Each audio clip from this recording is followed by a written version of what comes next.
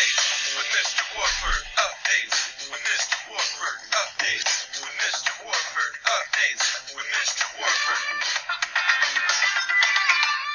Hey, what's up? Welcome to Updates with Mr. Warford. This is for my integrated social studies people, whether you're completing virtual learning in 2021 or just coming back to rehash a few topics that we covered in Unit 6. This week we're talking about place, all right? So if you are watching this in 2021, we are getting dangerously close to spring break, which I know you're happy about. But we've got 4 days before then that we're going to cover the theme of place. And it's very basic, but it is something you need to know for your exam. All right, so what is the theme of place? Place, is the distinctive and distinguishing physical and human characteristics of locales or locations. Last week, we talked about location, which is the precise point on the earth where something is going on or where something exists.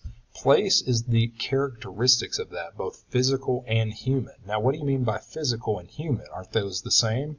Not quite. When we talk about physical in geography, we're talking about the natural environment, okay? Excuse me again. So it describes a place based on its natural environment. So when you think of that, think of like when we did our map activity, right? Landforms, bodies of water, the climate, the soil, the vegetation, the animal life, physical characteristics. So when I say physical in geography, think about what's on the earth. What do I see on the earth?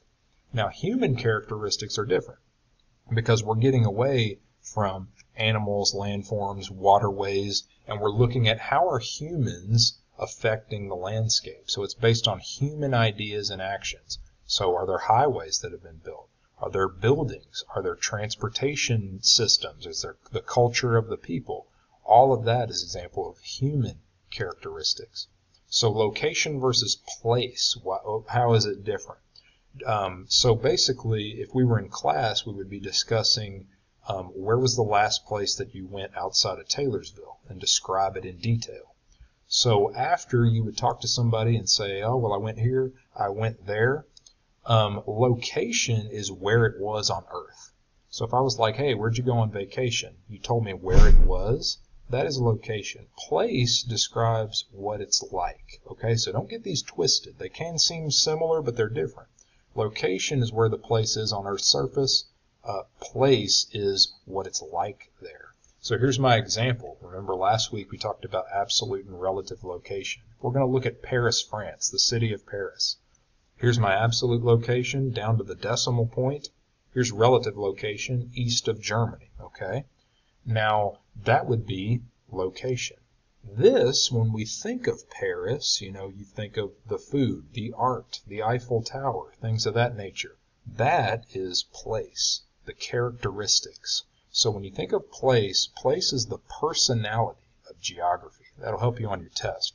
Place is the personality of geography. So what we're going to do going forward, back in the day, pre-interwebs, all right, to get information, like short pieces of information, you wouldn't go on Twitter. Sometimes you'd go somewhere and outside of the joint, they'd have a brochure, okay, a folded up piece of paper. They don't really, they're not really circulated widely anymore, especially among the youths, right?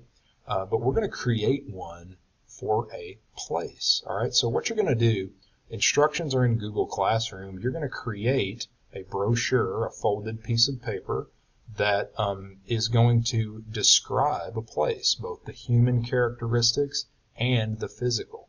It's highly suggested. What I would do is start your research somewhere else, whether you type it, whether you write it, whether you put it on a piece of cardboard, I don't care. But I want you to keep that because putting it on the paper is the easy part. Finding the stuff is the hard part. So just a few things so we're clear, especially for my virtual students. Do not pick the United States. You can pick a city or a country. I don't want you to pick the U.S. I want us to broaden our horizons, look at a different country, look at a different city in a different country. Also, keep in mind that we have 4 days until spring break, and I really do think we could get this done in 4 days. But notice, if you are lagging behind, or let's say you have a sick day, let's say you have to quarantine or something like that, I am making it due the day we get back from spring break. So I am a kind soul in allowing that. but we could get it done and not have to worry about it all over your spring break. You can just have a good time, not have any homework. So the place brochure, we're going to work on it Monday, Tuesday, Wednesday, and Thursday. All right? So whether you're at home, whether you're at school, the expectation is that you are working on that using online sources to create a brochure.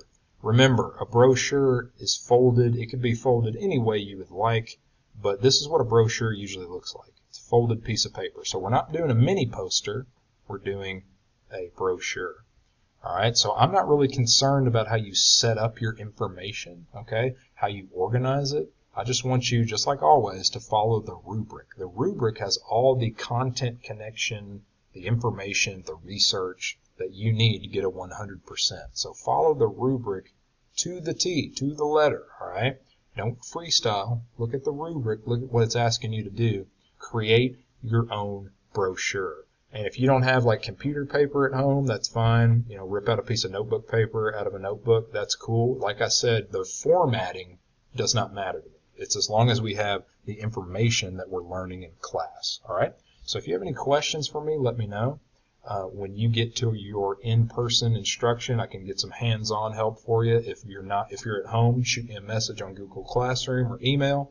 Have a great day.